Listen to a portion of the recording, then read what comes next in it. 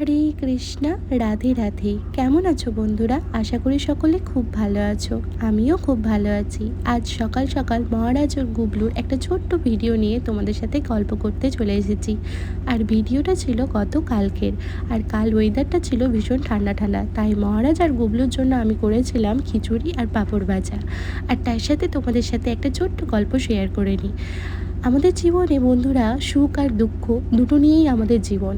আমাদের জীবনে যেমন সুখটাও আসে খুব সুন্দর করে, তেমন দুঃখটাও আসে খুব সুন্দর করে, তাই না? আর যখন দুঃখটা আসে তখন আমরা একদম ভেঙে পড়ি, একদম ভেঙে পড়ি। তখন ঠিক আমাদের মনে পড়ে ভগবানের কথা, তাই না? যে ভগবান আমাকে বাঁচাও। কিন্তু আমরা সুখের টাইমে ভগবানকে ঠিক ভুলে যাই। কিন্তু এটা কিন্তু করা আমাদের একদমই উচিত নয়। আমরা যখন কষ্ট পাই তখন আমরা কিভাবে ভাবি যে কিভাবে আমরা শান্তি পাবো, তাই না? তাই বলি, যখন তোমরা কষ্টে থাকো তখন ঠিক যেমন ভগবানকে মনে করো, যখন তোমরা আনন্দে থাকো তখনও তোমরা ভগবানকেই মনে করো।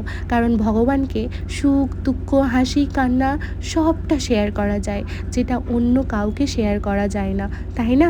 অন্য কাউকে শেয়ার করলে তারা আমাদেরকে হয়তো কোনো ভালো উপদেশ তো দিবে ঠিকই, কিন্তু পেছনে হাসাহাসি করবে, তাই না? তোমাদের সাথেও হয়তো এটা হয়ে গেছে বা হয় প্রতিনিয়ত।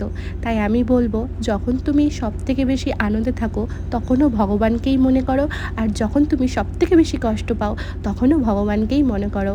একমাত্র আমাদের জীবনের সবথেকে ভালো সঙ্গী যদি কেউ হয় তাহলে সেটা হচ্ছে পরমেশ্বর ভগবান, যে আমাদেরকে নিঃস্বার্থভাবে সব কিছু থেকে, সব বাধা বিপত্তি থেকে আমাদেরকে রক্ষা করে।